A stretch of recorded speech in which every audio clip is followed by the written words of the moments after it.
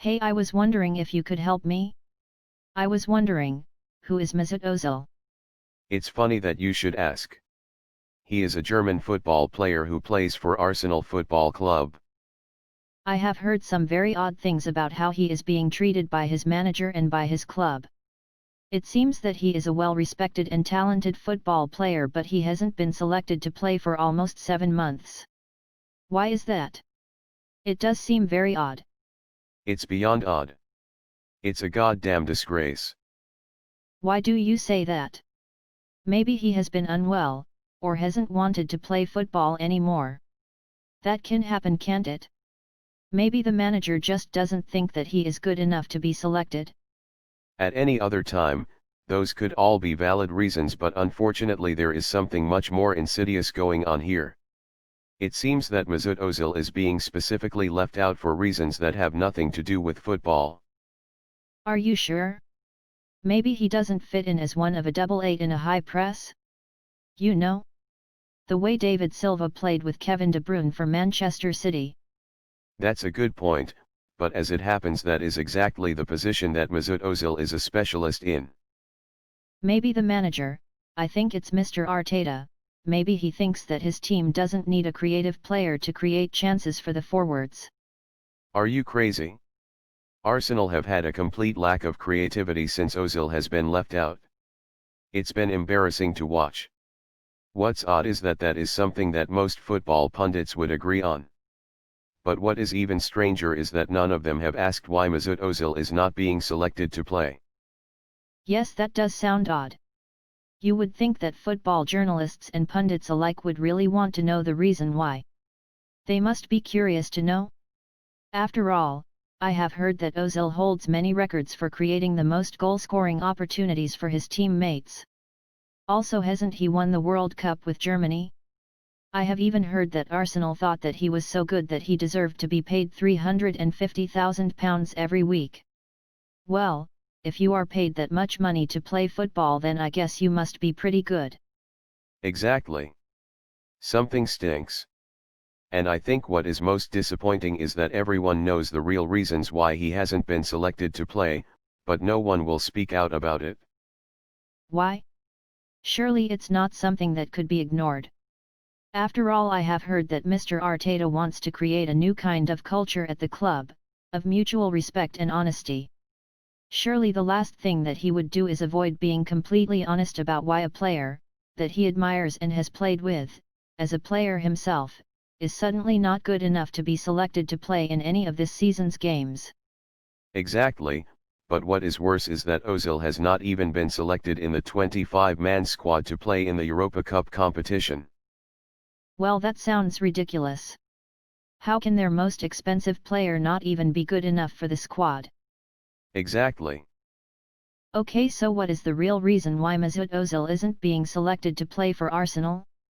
Well, it has absolutely nothing to do with his skill and ability as a football player.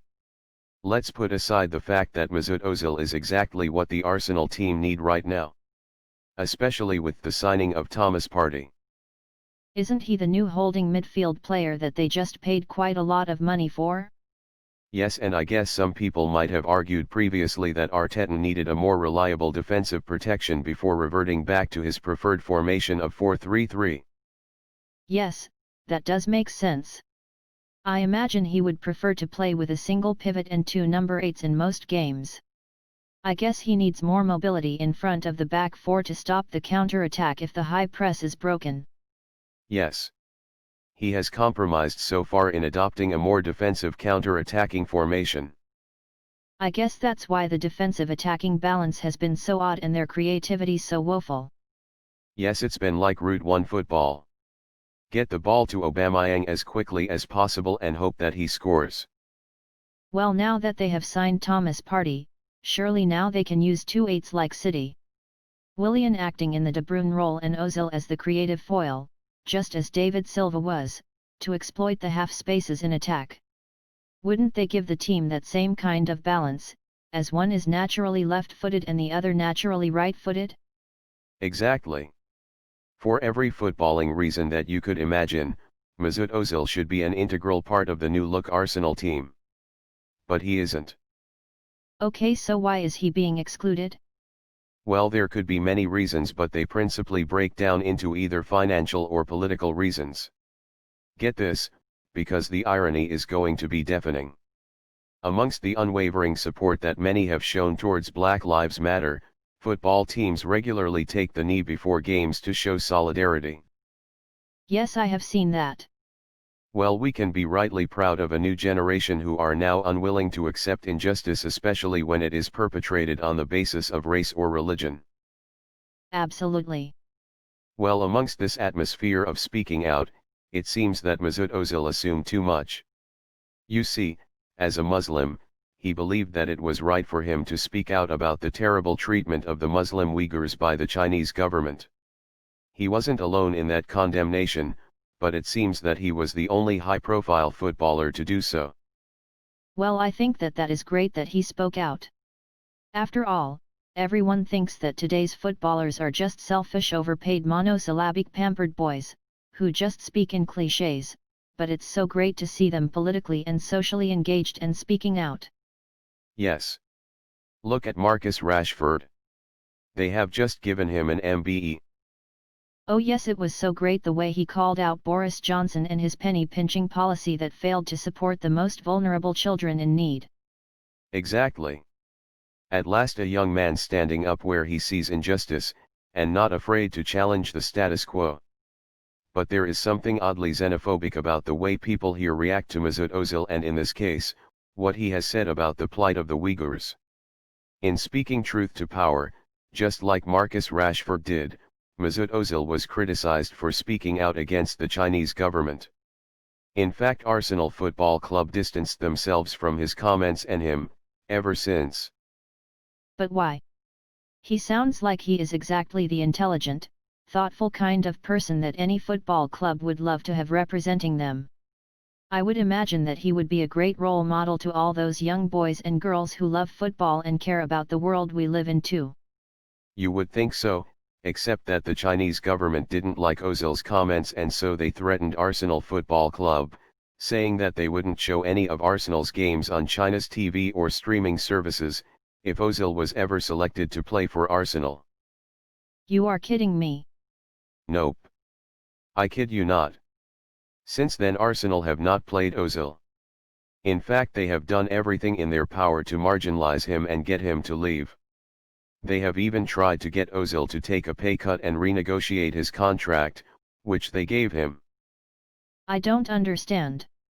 You mean just because of that threat, the people that run Arsenal, I think it's the Kroenke family, have decided to get rid of Ozil? Their most highly decorated and most highly paid player. Their most creative player? That can't be right. Surely Mr. Arteta wouldn't stand for that. It would be terrible if they caved into blackmail like that and didn't back their player. Especially when it concerns such an obvious injustice.